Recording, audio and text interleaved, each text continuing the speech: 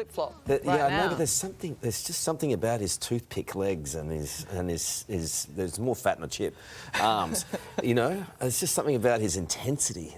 He's very real. I'm talking about TJ, of course. Good morning, TJ. My legs have never been described as toothpick legs. I mean, they rub together from the ankles, for God's sake. I mean, they're hardly toothpick legs, are they?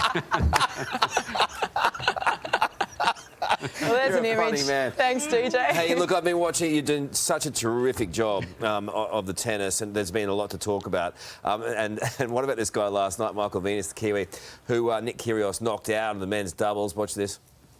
His maturity level is about, it's probably being generous to a 10-year-old to say that it's about at that level. You know, there'll always be his supporters and he'll always spin it in a way that helps him. But, you know, at the end of the day, he's just an absolute knob. They do whine a bit, the Kiwis, don't they, TJ? Oh, remember the underarm? Yeah. Get over it. Seriously, I mean, you know, just move on. I mean, I just think it's okay if we want to call him a knob and, you know, the maturity of a 10-year-old. But once the Kiwis start attacking our Nick, that's it. The battle lines are drawn. So lay off, lay off. It's easy to say that stuff when you've been beaten too, by the way. No, I agree. I mean, what do you reckon about the whole way they've changed up the doubles? I mean, and look at today. I mean, how good is today?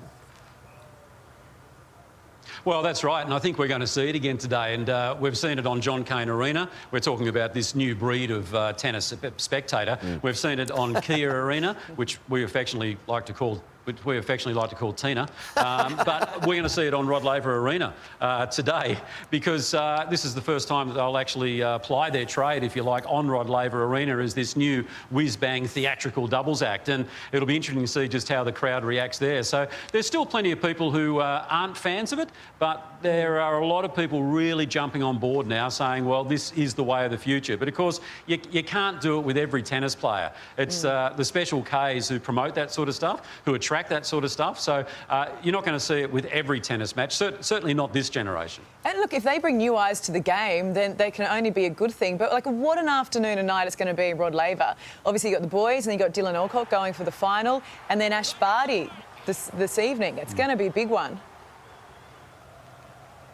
Oh, it is. This is a really, really good tournament for Australia because, as you said, you've not only got the special case day, you've not only got Dylan Alcott, you've not only got Ash Barty. We dare to look ahead to Saturday. Now, I know it's still a few days away, but on Saturday night, you could potentially have 5 Australians in action, that being Ash Barty in the singles final, and then the final of the men's, which could be the special Ks up against the other Australian combination in Ebden and Purcell. So it's potentially 5 Australians in the finals on a Saturday night. I know, that's why. I mean, I'm just hearing that Ali and I are coming down to Melbourne for the first time in 2.5 years, and it just so happened to be on that particular. I mean, if we have to. Hey, look, the other.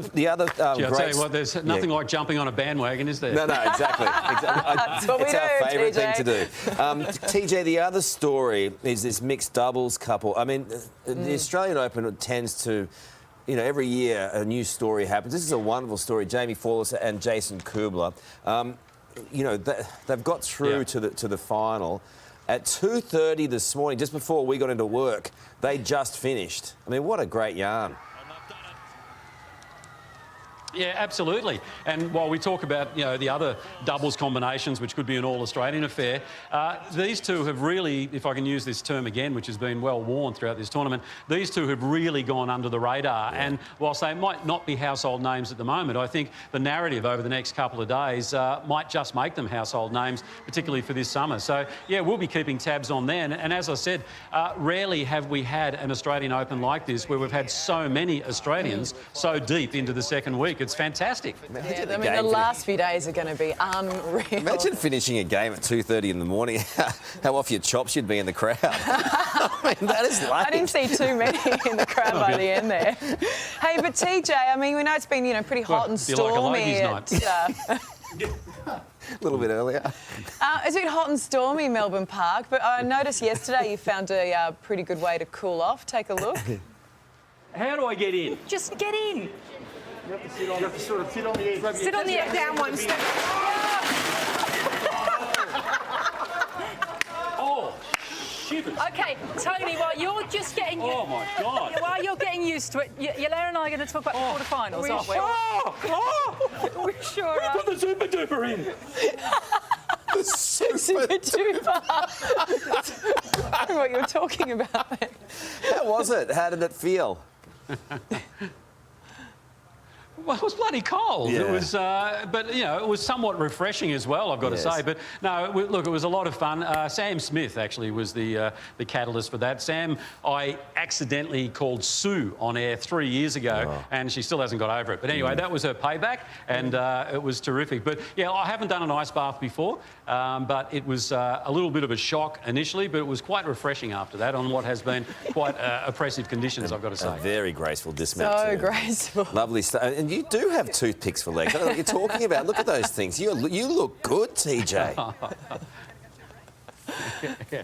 Well, I don't know about that, Karl. I think you're being a bit generous there. Little blushy, little blushy. He doesn't like... He can't handle it when you're nice. Love the coverage, TJ. You're superb at what you do, and we'll see you in about half an hour. Stay with us. More from Melbourne Park right after this break. Talking about trouble, Nick Kyrgios.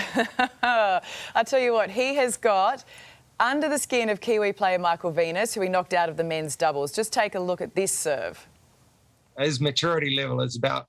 it's probably being generous to a 10-year-old to say that it's about at that level. You know, there'll always be his supporters, and he'll always spin it in a way that helps him. But, you know, at the end of the day, he's just an absolute knob. Wow. Whoa, Jackie. Is he a knob?